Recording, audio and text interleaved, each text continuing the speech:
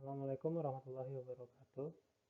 Saya Ahmad Ghalib Faris dari Ekonomi Syariah 17A Universitas Muhammadiyah Malang akan mempresentasikan sebuah materi dengan judul Perdagangan Internasional dan Pembangunan Ekonomi. Langsung saja ke penjelasan yang pertama, yaitu pembangunan ekonomi. Selama lebih dari 2 dekade yang lalu, fokus perhatian ekonomi dunia ditunjukkan pada berbagai macam upaya guna meningkatkan pertumbuhan pendapatan nasional real. Pembangunan ekonomi juga perlu dipandang sebagai suatu proses kenaikan dalam pendapatan per kapita, karena kenaikan tersebut mencerminkan tambahan pendapatan dan adanya perbaikan dalam kesejahteraan ekonomi masyarakat. Keberhasilan pembangunan ekonomi suatu negara dapat diukur dan digambar secara umum oleh tingkat laju pertumbuhan ekonominya. Salah satunya adalah melalui kebijakan perdagangan internasional.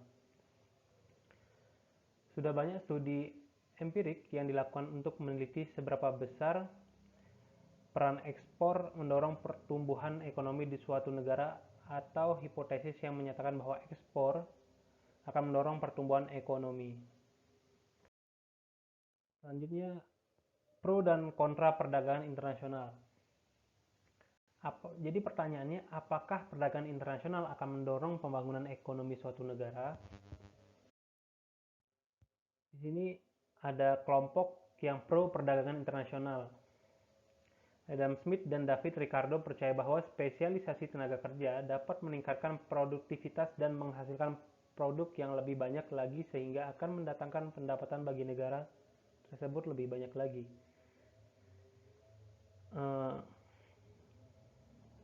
Di sini ada penjelasan spesialisasi meningkatkan skala ekonomi, harga barang lebih murah, konsumsi meningkat, mendorong investasi dan terjadinya pertumbuhan ekonomi.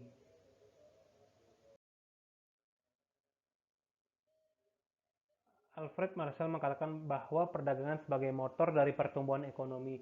Suatu negara lebih baik memproduksi barang yang paling murah biaya produksinya dan memberikan kesempatan bagi negara lain memproduksi barang yang lainnya.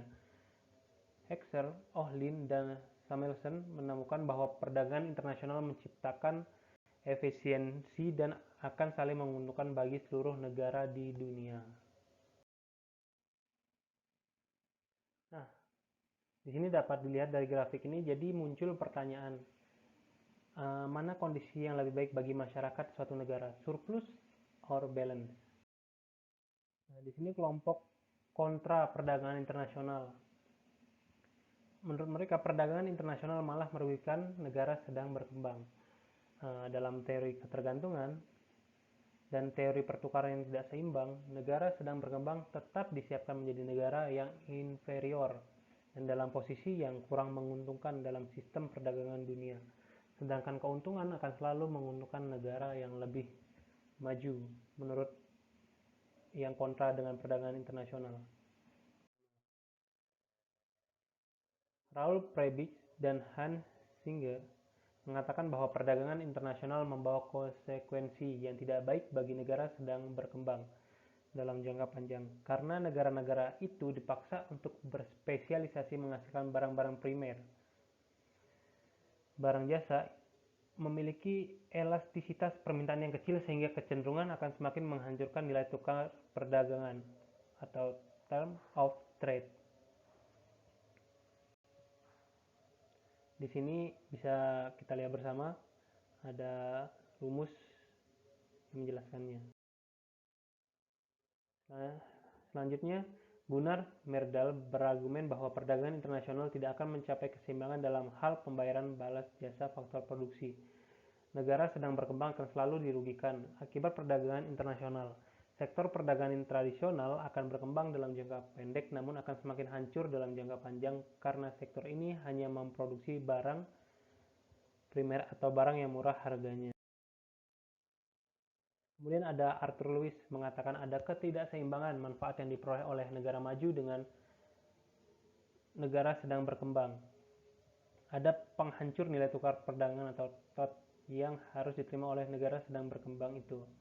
Oleh karena itu, Prebisis dan Singer menyarankan agar negara sedang berkembang dapat mengenakan tarif atau cukai yang tinggi untuk memproteksi produk domestik.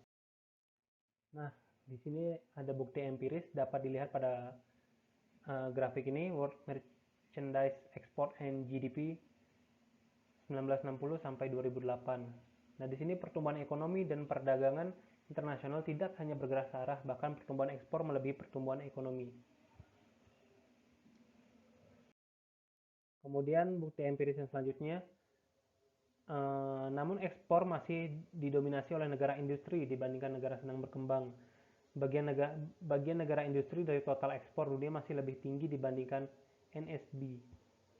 Asia masih awalnya semakin meningkat, namun sekarang sudah mengalami stagnasi.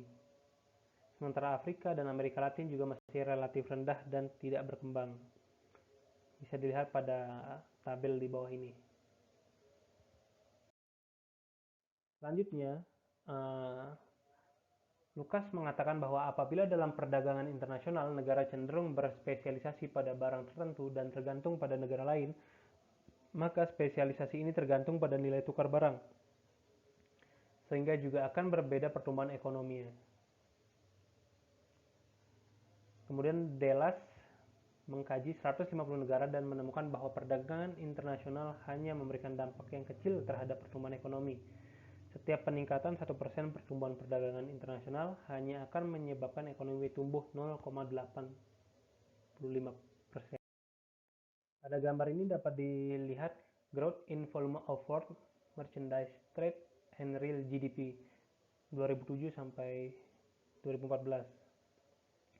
Perdagangan internasional dan pertumbuhan ekonomi berhubungan positif, namun sangat sedikit. Bisa dilihat pada gambar tersebut. Sekian presentasi dari saya. Mohon maaf jika masih banyak kekurangan. Semoga ada manfaat yang bisa diambil. Terima kasih. Assalamualaikum warahmatullahi wabarakatuh.